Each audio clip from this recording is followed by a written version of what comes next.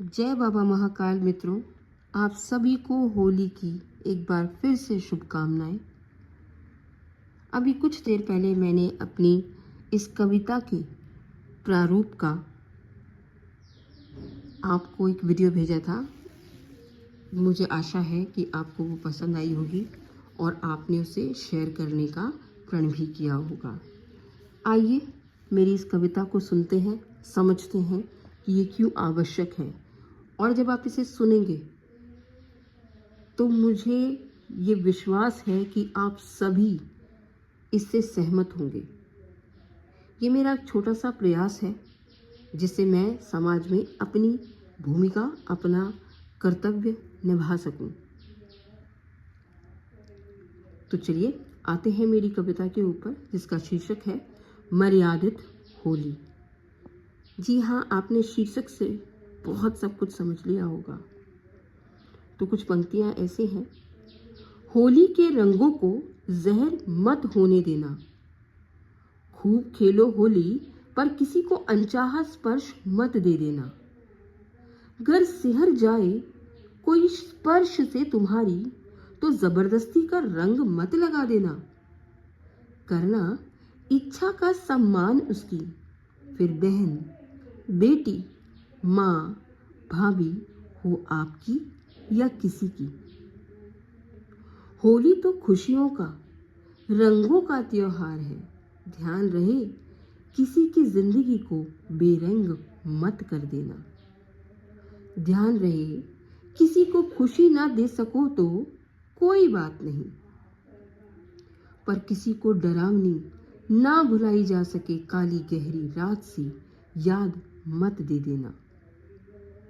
मर्यादा ना छूट जाए हाथों से, इसका ध्यान हमें रखना होगा। खेलो जमकर रंगों से, पानी से, पर चरित्र मत बहने देना। स्त्री हो या पुरुष, ध्यान दोनों को ही रखना होगा। मर्यादा किसी एक की जिम्मेदारी नहीं, ध्यान दोनों को ही रखना होगा। देवर भाभी के रिश्ते का मान बहुत है शास्त्रों में।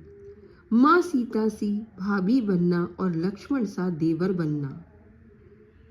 जो लक्ष्मण रेखा सीधी हो तो उस पवित्रता का सम्मान तुम भाभी तिलक लगाकर मंगल कामना कर देना।